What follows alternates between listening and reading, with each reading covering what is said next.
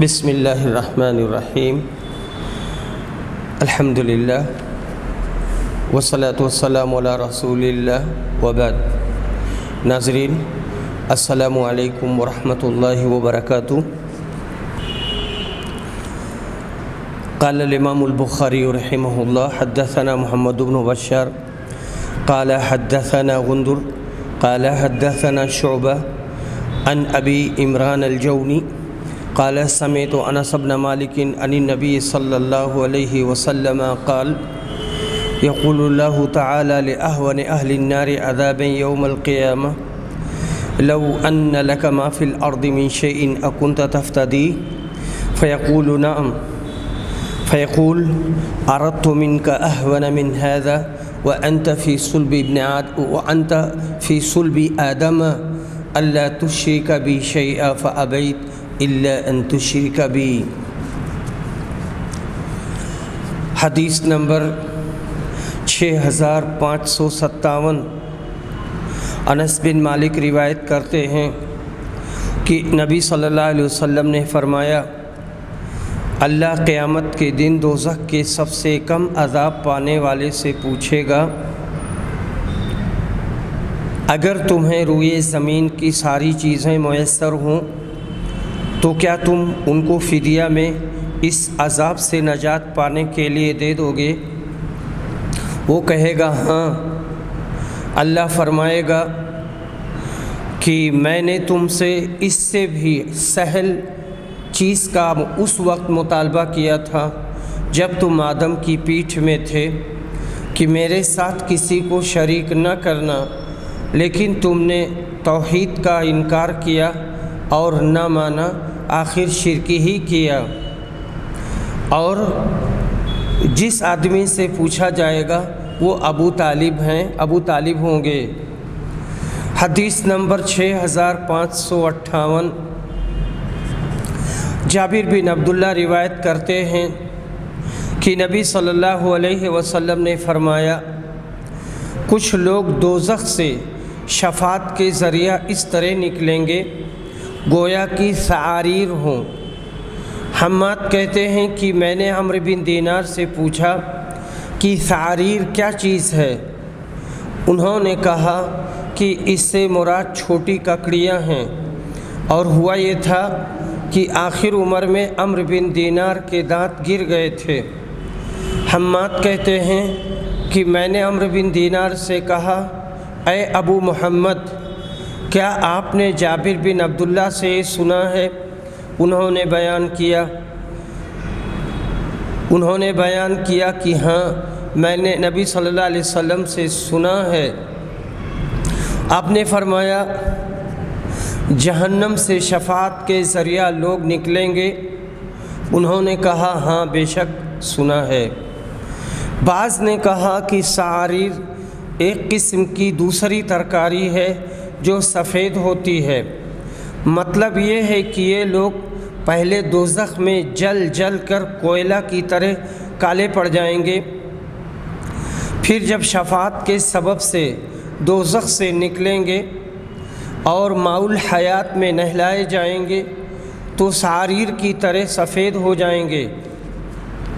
اس حدیث سے ان لوگوں کا رد ہوا جو کہتے ہیں کہ مومن دوزخ میں نہیں جائے گا۔ اسی طرح ان لوگوں کی بھی تردید ہو گئی جو کہتے ہیں کہ شفاعت سے کوئی فائدہ نہ ہوگا، جیسے معتزلہ اور خوارج کا قول ہے۔ بیہقی نے حضرت عمر سے نکالا، انہوں نے خطبہ سنایا، پھر کہا، اس امت میں ایسے لوگ پیدا ہوں گے جو رجم کا انکار کریں گے، دجال کا انکار کریں گے، قبر کے عذاب کا انکار کریں گے، شفاعت کا انکار کریں گے۔ دوسری حدیث میں ہے کہ نبی صلی اللہ علیہ وسلم نے فرمایا، میری شفاعت ان لوگوں کے واسطے ہوگی جو میری امت میں کبیرہ گناہوں میں مبتلا ہوں گے۔ حدیث نمبر 6559۔ انس بن مالک روایت کرتے ہیں کہ نبی صلی اللہ علیہ وسلم نے فرمایا، ایک جماعت جہنم سے نکلے گی، اس کے بعد کی جہنم کی آگ نے ان کو جلا ڈالا ہوگا، اور پھر جنت میں داخل ہوں گے۔ اہل جنت ان کو جہنمی کے نام سے پکاریں گے، پھر وہ اللہ سے دعا کریں گے تو ان کا یہ لقب مٹا دیا جائے گا۔ اس حدیث کے راوی حضرت انس بن مالک انصاری خزرجی ہیں۔ حدیث نمبر 6560۔ ابو سعید خدری روایت کرتے ہیں کہ نبی صلی اللہ علیہ وسلم نے فرمایا، جب اہل جنت جنت میں اور اہل جہنم جہنم میں داخل ہو جائیں گے تو اللہ تعالیٰ فرمائے گا، جس کے دل میں رائی کے دانہ کے برابر بھی ایمان ہو تو اسے دوزخ سے نکال لو۔ اس وقت ایسے لوگ نکالے جائیں گے اور وہ اس وقت جل کر کوئلے کی طرح ہو گئے ہوں گے۔ اس کے بعد انہیں نہر حیات میں ڈالا جائے گا۔ نہر حیات زندگی بخش دریا۔ اس وقت وہ اس طرح تر و تازہ اور شگفتہ ہو جائیں گے جس طرح سیلاب کی جگہ پر کوڑے کرکٹ کا دانہ اگ آتا ہے، یعنی کوڑے کرکٹ کا دانہ اسی رات یا دن میں اس کی نمی اور زرخیزی پا کر اگاتا ہے۔ راوی نے حمیل السیل کے بجائے حمیت السیل کہا ہے، یعنی جہاں سیلاب کا زور ہو۔ اور نبی صلی اللہ علیہ وسلم نے فرمایا، کیا تم نے دیکھا نہیں کہ اس دانہ سے زرد رنگ کا لپٹا ہوا بارونق پودا نکلتا ہے۔ حدیث نمبر 6561۔ نعمان بن بشیر روایت کرتے ہیں کہ میں نے نبی صلی اللہ علیہ وسلم سے سنا، آپ نے فرمایا، قیامت کے دن عذاب کے اعتبار سے سب سے کم وہ شخص ہوگا جس کے دونوں قدموں کے نیچے آگ کا انگارہ رکھا جائے گا اور اس کی وجہ سے اس کا دماغ کھول رہا ہوگا۔ ابو طالب نبی اکرم صلی اللہ علیہ وسلم کے نہایت ہی معزز چچا ہیں۔ ان کا نام عبد مناف بن عبد المطلب بن ہاشم ہے۔ حضرت علی مرتضیٰ ان کے فرزند ہیں۔ ہمیشہ نبی اکرم کی حمایت کرتے رہے، مگر قوم کے تعصب کی بنا پر اسلام قبول نہیں کیا۔ ان کی وفات کے 5 دن بعد حضرت خدیجۃ الکبریٰ کا بھی انتقال ہو گیا۔ ان دونوں کی جدائی سے رسول اکرم کو بے حد رنج ہوا، مگر صبر و استقامت کا دامن آپ نے نہیں چھوڑا، یہاں تک کہ اللہ تعالیٰ نے آپ کو غالب کر دیا۔ حدیث نمبر 6562۔ نعمان بن بشیر روایت کرتے ہیں کہ میں نے نبی صلی اللہ علیہ وسلم سے سنا، آپ نے فرمایا، قیامت کے دن دوزخیوں میں عذاب کے اعتبار سے سب سے ہلکا عذاب پانے والا وہ شخص ہوگا کہ دونوں پیروں کے نیچے 2 انگارے رکھ دیے جائیں گے، جن کی وجہ سے ان کا دماغ کھول رہا ہوگا، جس طرح ہانڈی اور کیتلی جوش کھاتی ہے۔ کیتلی سے چائے دانی کی طرح کا برتن مراد ہے جس میں پانی کو جوش دیتے ہیں۔ حدیث نمبر 6563۔ عدی بن حاتم روایت کرتے ہیں کہ نبی صلی اللہ علیہ وسلم نے فرمایا یعنی جہنم کا ذکر کیا اور روئے مبارک پھیر لیا اور اس سے پناہ مانگی، پھر جہنم کا ذکر کیا اور چہرہ پھیر لیا اور اس سے پناہ مانگی۔ اس کے بعد کہا، دوزخ سے بچو، صدقہ دے کر چاہے کھجور کے ایک ٹکڑے ہی کے ذریعہ، جسے یہ بھی نہ ملے اسے چاہیے کہ اچھی بات کہے۔ تو صدقہ دینے کے سلسلے میں ہاتھ چھوٹا نہیں ہونا چاہیے، اور یہ بھی نہیں دیکھنا چاہیے کہ یہ کم ہے کہ زیادہ، جو بھی میسر ہو اسے اللہ کے راستے میں دینا چاہیے۔ حدیث نمبر 6564، ابو سعید خدری روایت کرتے ہیں کہ انہوں نے رسول صلی اللہ علیہ وسلم سے سنا، آپ کے سامنے آپ کے چچا ابو طالب کا ذکر آیا تھا اور ذکر کیا گیا تھا، تو آپ نے فرمایا ممکن ہے قیامت کے دن میری شفاعت ان کے کام آئے اور انہیں جہنم میں ٹخنوں تک رکھا جائے گا، جس سے ان کا بھیجا کھولتا رہے گا۔ قرآن شریف میں ہے فما تنفعهم شفاعت الشافعین، سورہ مدثر آیت نمبر 48، ان کو شفاعت کرنے والوں کی شفاعت کام نہ دے گی۔ لیکن آیت میں نفع سے یہ مراد ہے کہ وہ دوزخ سے نکال لیے جائیں، یہ فائدہ کافروں اور مشرکوں کے لیے نہیں ہو سکتا۔ اس صورت میں حدیث اور آیت میں اختلاف نہیں رہے گا، مگر دوسری آیت میں جو یہ فرمایا فلا یخفف عنہم العذاب، سورہ بقرہ آیت نمبر 86، ان سے عذاب کم نہیں کیا جائے گا۔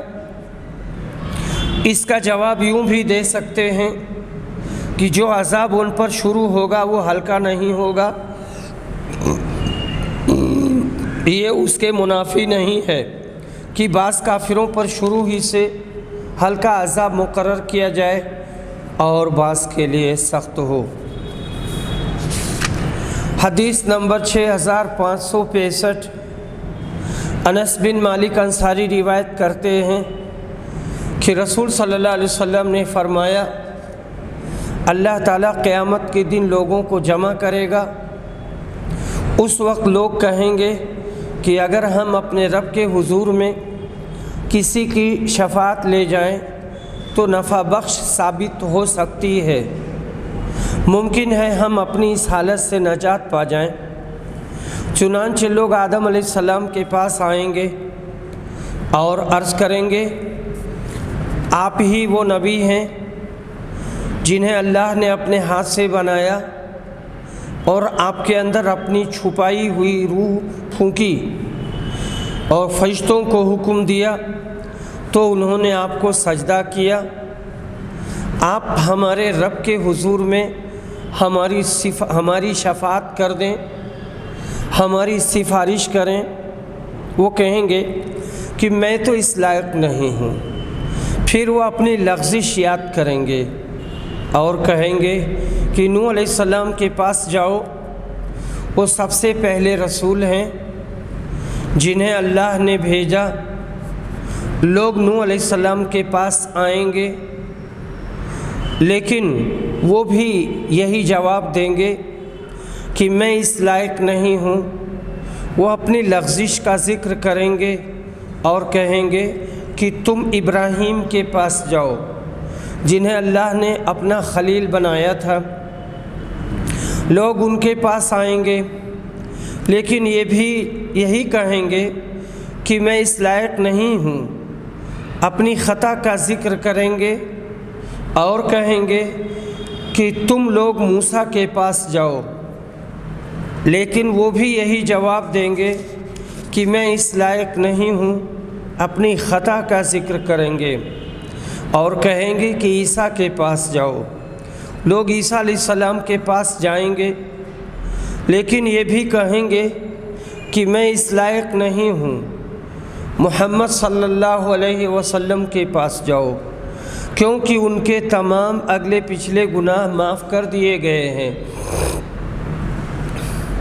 چنانچہ لوگ میرے پاس آئیں گے، اس وقت میں اپنے رب سے شفاعت کی اجازت چاہوں گا اور سجدہ میں گر جاؤں گا۔ اللہ تعالیٰ جتنی دیر تک چاہے گا مجھے سجدے میں رہنے دے گا۔ پھر کہا جائے گا کہ اپنا سر اٹھاؤ، مانگو دیا جائے گا، کہو سنا جائے گا، شفاعت کرو شفاعت قبول کی جائے گی۔ میں اپنے رب کی اس وقت ایسی حمد بیان کروں گا کہ جو اللہ تعالیٰ مجھے سکھائے گا۔ پھر شفاعت کروں گا اور میرے لیے حد مقرر کر دی جائے گی، اور میں لوگوں کو جہنم سے نکال کر جنت میں داخل کروں گا، اور اسی طرح سجدے میں گر جاؤں گا۔ تیسری یا چوتھی مرتبہ جہنم میں صرف وہی لوگ باقی رہ جائیں گے جنہیں قرآن نے روکا ہے، یعنی جن کے جہنم میں ہمیشہ رہنے کا ذکر قرآن میں صراحت کے ساتھ ہے۔ قتادہ اس موقع پر کہا کرتے تھے کہ اس سے وہ لوگ مراد ہیں جن پر جہنم میں ہمیشہ رہنا واجب ہو گیا ہے۔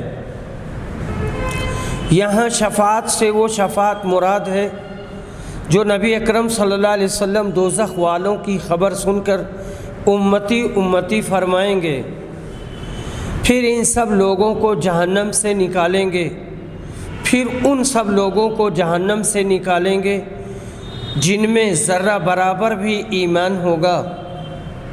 لیکن وہ شفاعت جو میدان حشر سے بہشت میں لے جانے کے لیے ہوگی، وہ پہلے ان لوگوں کو نصیب ہوگی جو بغیر حساب و کتاب کے بہشت میں جائیں گے، پھر ان کے بعد ان لوگوں کو جو حساب کے بعد جنت میں جائیں گے۔ قاضی ایاز نے کہا شفاعتیں 5 ہوں گی۔ ایک تو حشر کی تکالیف سے نجات دینے کے لیے، یہ ہمارے پیغمبر سے خاص ہے، اس کو شفاعت عظمیٰ کہتے ہیں، اور مقام محمود بھی اسی مرتبہ کا نام ہے۔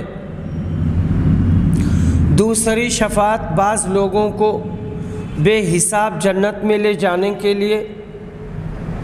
تیسری حساب کے بعد ان لوگوں کو جو عذاب کے لائق ٹھہریں گے اور ان کو بے عذاب جنت میں لے جانے کے لیے۔ چوتھی شفاعت ان گنہگاروں کے لیے جو دوزخ میں ڈال دیے جائیں گے، ان کے نکالنے کے لیے۔ پانچویں شفاعت جنتیوں کی ترقی درجات کے لیے ہوگی۔ انبیاء کرام نے اپنی اپنی جن لغزشوں کا ذکر کیا، وہ لغزشیں ایسی ہیں جو اللہ کی طرف سے معاف ہو چکی ہیں، لیکن پھر بھی بڑوں کا مقام بڑا ہوتا ہے۔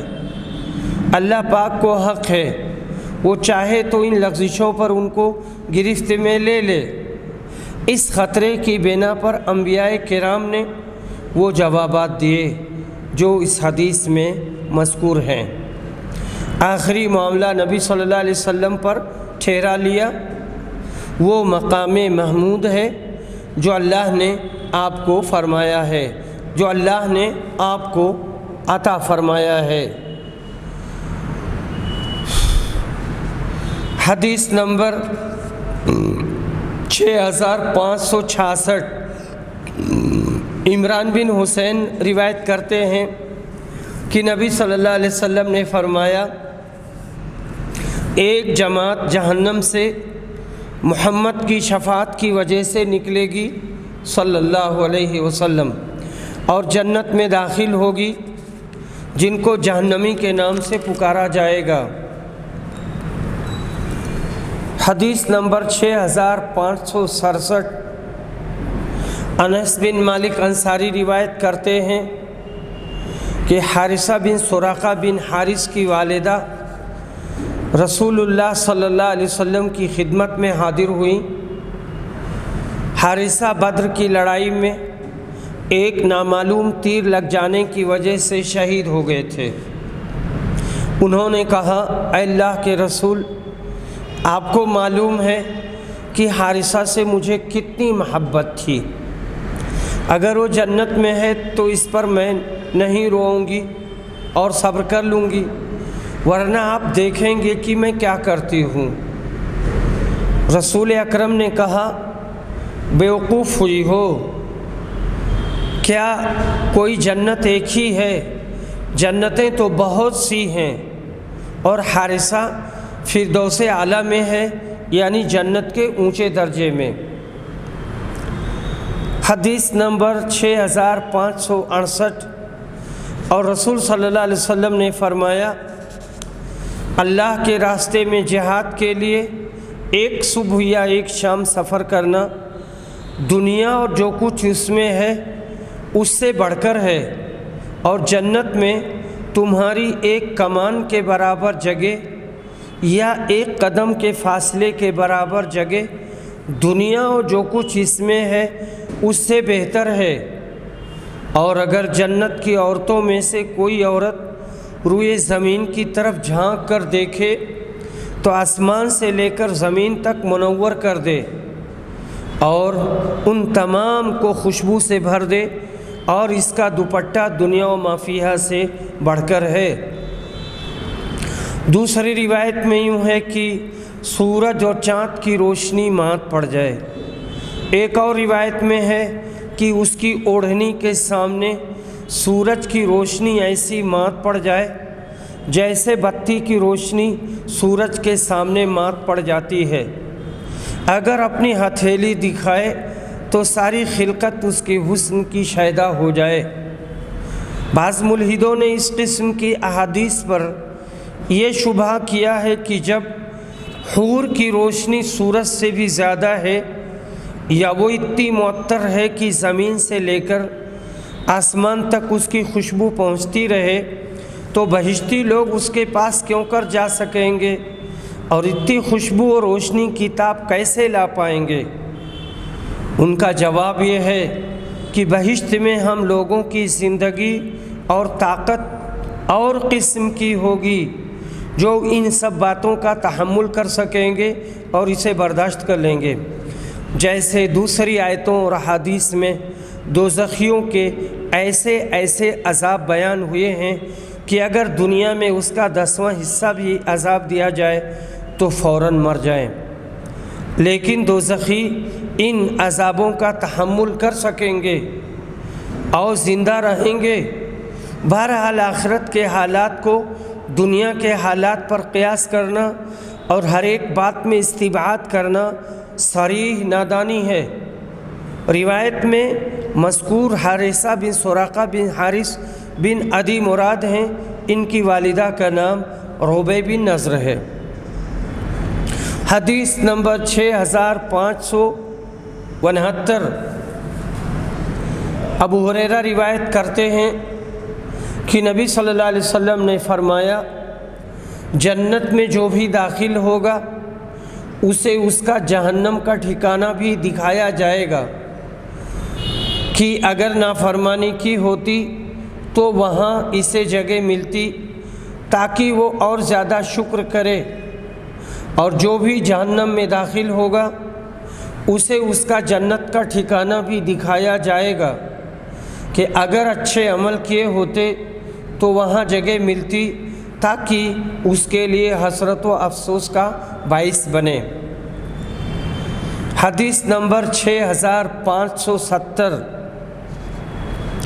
ابو ہریرہ رضی اللہ عنہ روایت کرتے ہیں، کہتے ہیں کہ میں نے رسول صلی اللہ علیہ وسلم سے عرض کیا، اے اللہ کے رسول، قیامت کے دن آپ کی شفاعت کی سعادت سب سے زیادہ کون حاصل کرے گا؟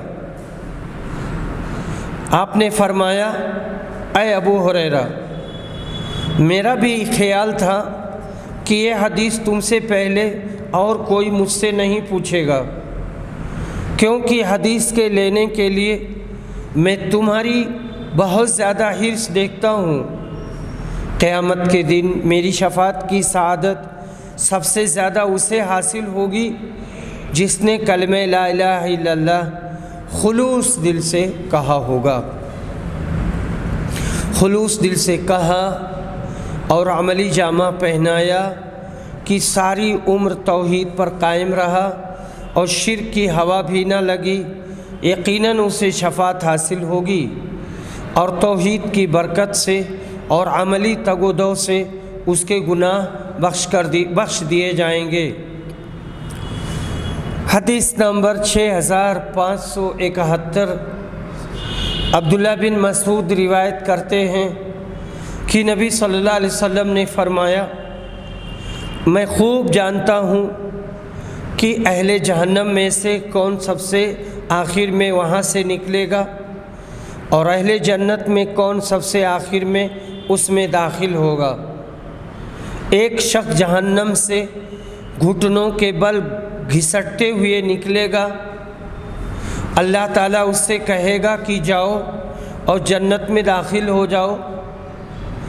وہ جنت کے پاس آئے گا، لیکن اسے ایسا معلوم ہوگا کہ جنت بھری ہوئی ہے، چنانچہ وہ واپس آئے گا اور عرض کرے گا، اے میرے رب، میں نے جنت کو بھرا ہوا پایا۔ اللہ تعالیٰ پھر اس سے کہے گا کہ جاؤ اور جنت میں داخل ہو جاؤ۔ وہ پھر آئے گا، لیکن اسے ایسا معلوم ہوگا کہ جنت بھری ہوئی ہے۔ وہ واپس لوٹے گا اور عرض کرے گا کہ اے رب، میں نے جنت کو بھرا ہوا پایا۔ اللہ کہے گا جاؤ اور جنت میں داخل ہو جاؤ، تمہیں دنیا اور اس سے 10 گنا زیادہ دیا جاتا ہے۔ یا اللہ تعالیٰ نے ایسے کہا کہ تمہیں دنیا کے 10 گنا دیا جاتا ہے۔ وہ شخص کہے گا تو میرا مذاق اڑاتا ہے، حالانکہ تو شہنشاہ اور بادشاہ ہے۔ میں نے دیکھا کہ اس بات پر رسول اللہ صلی اللہ علیہ وسلم ہنس دیے اور آپ کے آگے کے دندان مبارک ظاہر ہو گئے، اور کہا جاتا ہے کہ وہ جنت کا سب سے کم درجہ والا شخص ہوگا۔ متفق علیہ۔ حدیث نمبر 6573، حدیث نمبر 6572، عباس رضی اللہ عنہ روایت کرتے ہیں کہ انہوں نے نبی صلی اللہ علیہ وسلم سے پوچھا، کیا آپ نے ابو طالب کو کوئی نفع پہنچایا؟ یہ روایت یہاں مختصر ہے۔ دوسری جگہ ہے کہ آپ نے فرمایا ہاں پہنچایا، وہ گھٹنوں تک عذاب میں ہیں، اور اگر میری شفاعت نہ ہوتی تو وہ دوزخ کے نچلے درجے میں داخل ہوتے۔ باب الصراط جسر جہنم، صراط ایک پل ہے جو دوزخ پر بنایا گیا ہے، اسی کو پل صراط کہتے ہیں۔ حدیث نمبر 6573، ابو ہریرہ روایت کرتے ہیں کہ کچھ لوگوں نے عرض کیا، اے اللہ کے رسول، کیا قیامت کے دن ہم اپنے رب کو دیکھ سکیں گے؟ نبی صلی اللہ علیہ وسلم نے فرمایا، کیا سورج کے دیکھنے میں تمہیں کوئی دشواری ہوتی ہے جبکہ اس پر کوئی بادل ابر وغیرہ نہ ہو؟ صحابہ نے عرض کیا، نہیں اے اللہ کے رسول۔ حضرت نے فرمایا، کیا جب کوئی بادل نہ ہو تو تمہیں 14ویں رات کے چاند کو دیکھنے میں کوئی دشواری ہوگی؟ صحابہ نے کہا، نہیں اے اللہ کے رسول۔ آپ نے فرمایا، پھر تم اللہ کو اسی طرح قیامت کے دن دیکھو گے۔ اللہ تعالیٰ لوگوں کو جمع کرے گا اور کہے گا کہ تم میں سے جو شخص جس چیز کی پوجا پاٹ کیا کرتا تھا وہ اسی کے پیچھے لگ جائے۔ چنانچہ جو لوگ سورج کی عبادت کرتے تھے وہ اس کے پیچھے ہو جائیں گے، اور جو لوگ چاند کی عبادت کرتے تھے وہ اس کے پیچھے چلے جائیں گے، اور جو لوگ بتوں کی عبادت کرتے تھے وہ اس کے پیچھے ہو جائیں گے، اور آخر میں یہ امت باقی رہ جائے گی، اور اس میں منافقین کی جماعت بھی ہوگی۔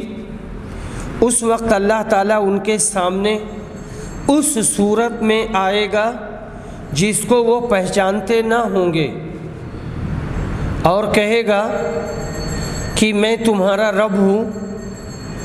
لوگ کہیں گے تو جسے اللہ کی پناہ، ہم اپنی جگہ پر اس وقت تک رہیں گے جب تک کہ ہمارا پروردگار ہمارے سامنے نہ آ جائے۔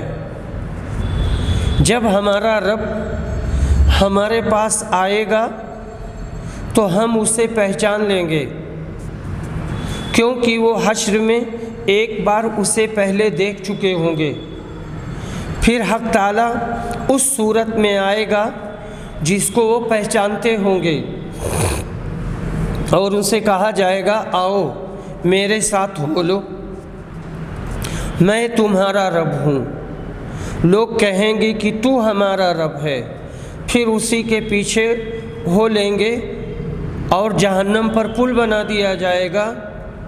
رسول اللہ صلی اللہ علیہ وسلم نے فرمایا، میں سب سے پہلا شخص ہوں گا جو اس پل کو پار کروں گا، اور اس دن رسولوں کی دعا یہ ہوگی، اے اللہ مجھ کو سلامت رکھ، اے اللہ مجھ کو سلامت رکھ۔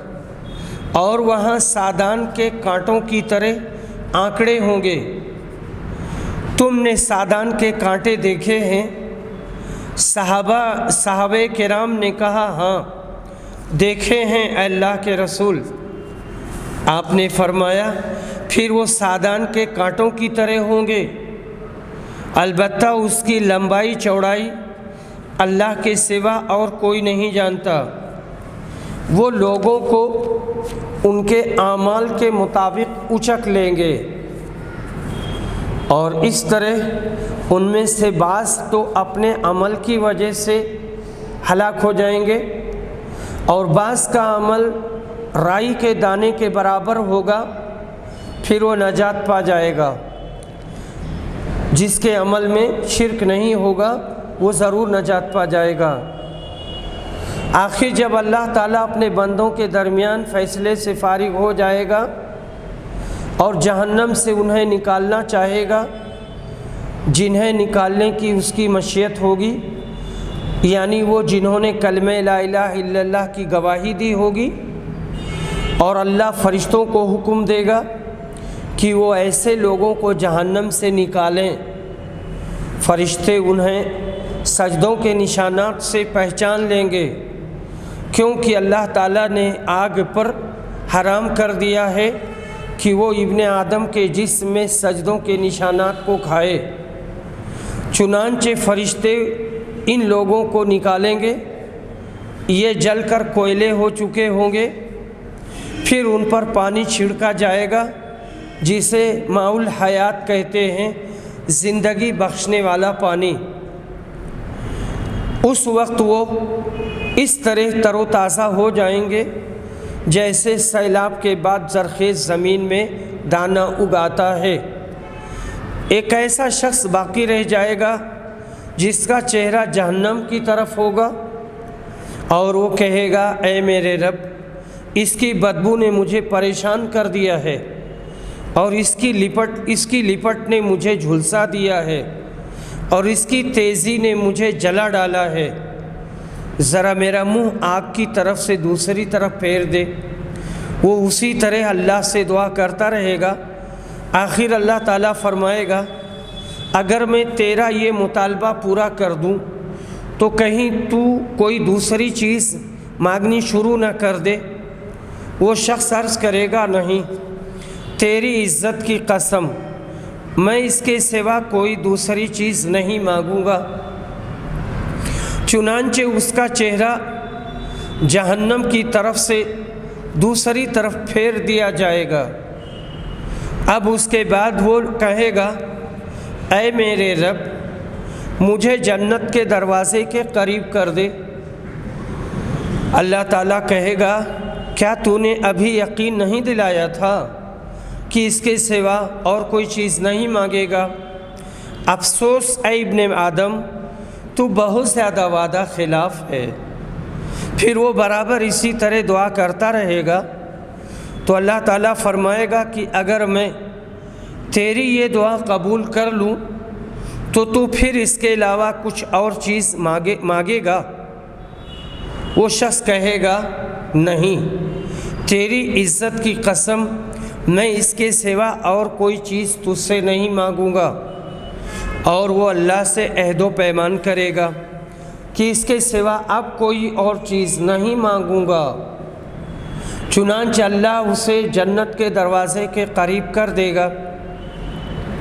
جب وہ جنت کے اندر کی نعمتوں کو دیکھے گا تو جتنی دیر تک اللہ تعالیٰ چاہے گا وہ شخص خاموش رہے گا، پھر کہے گا اے میرے رب مجھے جنت میں داخل کر دے۔ اللہ تعالیٰ فرمائے گا کیا تو نے یہ یقین نہیں دلایا تھا کہ اب تو اس کے سوا کوئی چیز نہیں مانگے گا؟ اے ابن آدم افسوس تو کتنا وعدہ خلاف ہے۔ وہ عرض کرے گا اے میرے رب مجھے اپنی مخلوق کا سب سے بدبخت بندہ نہ بنا۔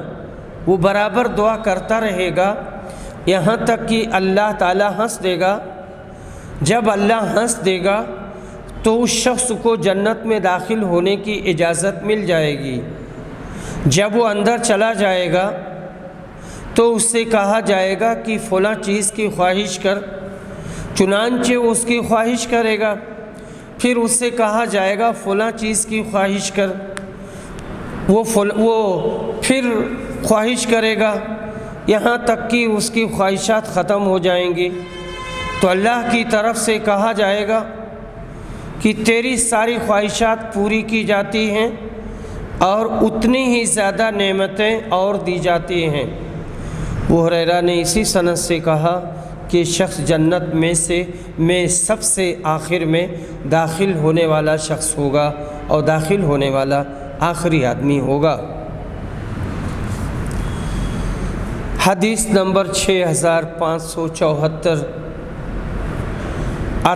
عطا نے بیان کیا کہ ابو سعید خدری بھی اس وقت ابو ہریرہ کے ساتھ بیٹھے ہوئے تھے اور انہوں نے ان کی کسی بات پر اعتراض نہیں کیا، لیکن جب ابو ہریرہ حدیث کے اس ٹکڑے تک پہنچے کہ تمہاری یہ ساری خواہشات پوری کی جاتی ہیں اور اتنی ہی اور زیادہ نعمتیں دی جاتی ہیں، تو ابو سعید خدری نے کہا کہ میں نے رسول صلی اللہ علیہ وسلم سے سنا تھا کہ رسول صلی اللہ علیہ وسلم نے فرمایا تمہاری یہ ساری خواہشات پوری کی جاتی ہیں۔ ابو ہریرہ نے کہا کہ نہیں، میں نے یوں ہی سنا ہے، یہ سب چیزیں اور اتنی ہی اور۔ اس حدیث میں اللہ کی دو صفات کا اس بات ہے، ایک آنے کا، دوسری صورت کا۔ متکلمین ایسی صفات کی دور ازکار تعویلات کرتے ہیں، یعنی ایسی تعویلات جو غیر منطقی ہیں، عقل میں نہیں آتی ہیں، مگر اہل حدیث یہ کہتے ہیں کہ اللہ تعالیٰ آ سکتا ہے، جا سکتا ہے، اتر سکتا ہے، چڑھ سکتا ہے، اسی طرح جس صورت میں چاہے تجلی فرما سکتا ہے، اس کو سب طرح کی قدرت ہے۔ بس اتنی سی بات ہے کہ اللہ کی صفت کو مخلوقات کی صفت سے مشابہت نہیں دے سکتے۔ اس حدیث میں بہت سی باتیں بیان میں آئی ہیں۔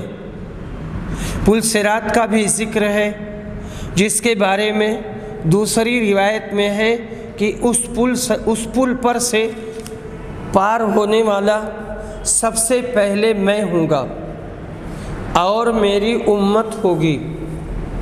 پل صراط پر سادان نامی درخت کے جیسے آنکڑوں کا ذکر ہے، سادان کے کانٹوں کے مشابہ ہوں گے، مقدار میں نہیں، کیونکہ مقدار میں تو وہ بہت بڑے ہوں گے جسے اللہ کے سوا کوئی نہیں جانتا۔ سادان عرب کی ایک گھاس کا نام ہے جس میں ٹیڑھے منہ کے کانٹے ہوتے ہیں۔ آگے روایت میں دوزخ پر نشان، سجدہ اور مقام سجدہ کے حرام ہونے کا ذکر ہے۔ سجدے کے مقام پیشانی دونوں ہتھیلیاں، دونوں گھٹنے، دونوں قدم یا صرف پیشانی مراد ہے؟ مطلب یہ ہے کہ سارا بدن جل کر کوئلہ ہو گیا ہوگا، مگر یہ مقامات سجدہ سالم ہوں گے، محفوظ ہوں گے، جن کو دیکھ کر فرشتے پہچان لیں گے کہ یہ موحد مسلمان نمازی تھے۔ بے نمازی مسلمانوں کے پاس کیا علامت ہوگی جس کی وجہ سے انہیں پہچان کر دوزخ سے نکالا جائے گا؟ آگے روایت میں سب کے بعد جنت میں جانے والے ایک شخص کا ذکر ہے، یعنی سب سے آخری آدمی۔ یہ وہ ہوگا جو دوزخ میں 7000 برس گزار چکا ہوگا، اس کے بعد نکل کر بائیں صورت جنت میں جائے گا۔ اسی شخص سے متعلق اللہ تعالیٰ کے ہنسنے کا ذکر ہے۔ یہ بھی اللہ کی ایک صفت ہے جس کا انکار یا تعویل اہل حدیث نہیں کرتے، نہ اسے مخلوق کی ہنسی سے مشابہت دیتے ہیں اور نہ ہی اس کی تعطیل کرتے ہیں یا اس کی تشبیہ کرتے ہیں، بلکہ ہم اس پر ایمان لاتے ہیں اور بس۔ باب فی الحوض، حوض کوثر کا بیان۔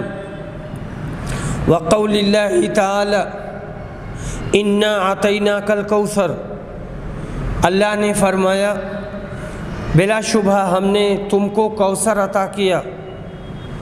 اور عبداللہ بن زید مازنی نے بیان کیا کہ نبی کریم صلی اللہ علیہ وسلم نے انصار سے کہا تم اس وقت تک صبر کیے رہنا کہ مجھ سے حوض کوثر پر ملو۔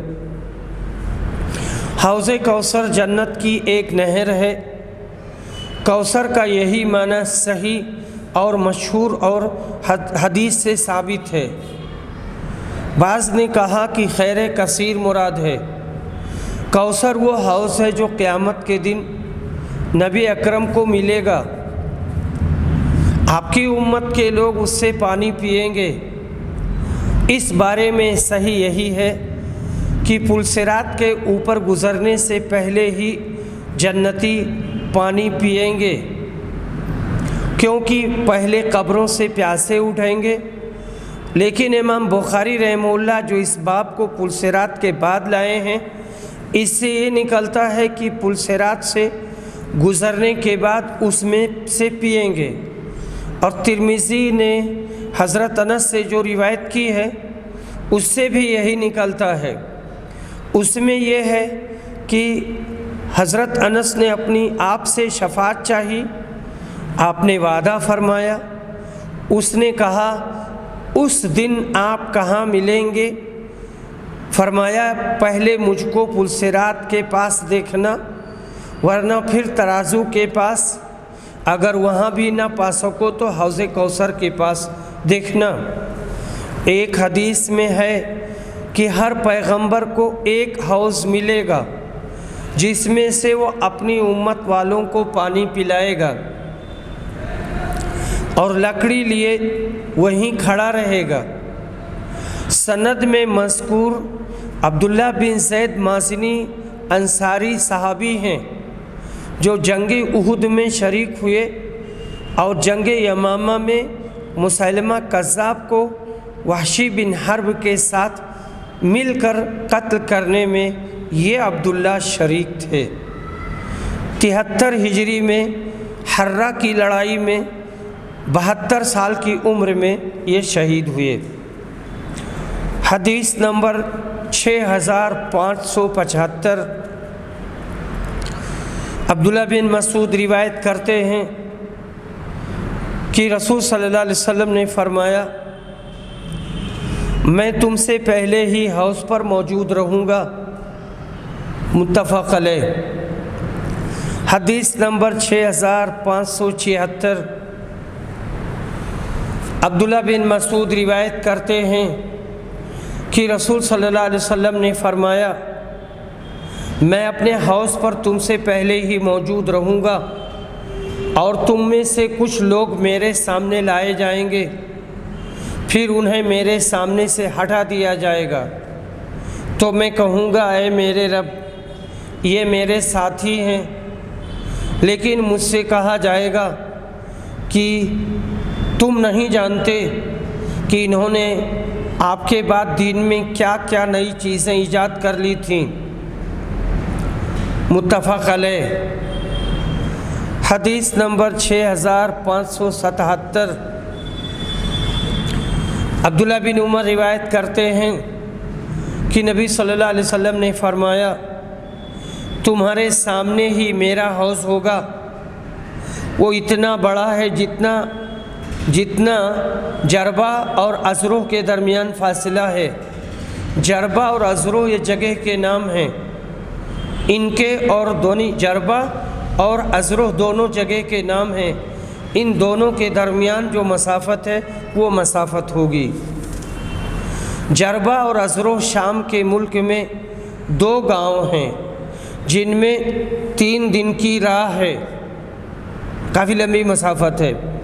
ایک حدیث میں ہے کہ میرا حوض 1 مہینے کی راہ ہے، دوسری حدیث میں ہے کہ جتنا فاصلہ ایلا اور صنعاء میں ہے، تیسری حدیث میں ہے کہ جتنا فاصلہ مدینہ اور صنعاء میں ہے، چوتھی حدیث میں ہے کہ جتنا فاصلہ ایلا سے عدن تک ہے، پانچویں حدیث میں جتنا فاصلہ ایلا سے جوفا تک ہے۔ یہ سب آپ نے تقریباً لوگوں کو سمجھانے کے لیے فرمایا، جو مقام وہ پہچانتے تھے وہ بیان فرمائے۔ ممکن ہے کسی روایت میں طول کا بیان ہو اور کسی میں عرض کا۔ قسطلانی نے کہا کہ یہ سب مقام قریب ایک ہی فاصلے رکھتے ہیں، یعنی آدھے مہینے کی مسافت یا اس سے کچھ زائد۔ جس طرح کے لوگ تھے اور جن مقامات کو وہ جانتے تھے، اسی اعتبار سے آپ نے ان کو سمجھانے کے لیے مختلف قسم کی مثالیں دیں۔ حدیث نمبر 6578، عبداللہ بن عباس روایت کرتے ہیں کہ کوثر سے مراد بہت زیادہ بھلائی ہے، یعنی خیر کثیر، جو اللہ تعالیٰ نے حضرت صلی اللہ علیہ وسلم کو دی ہے۔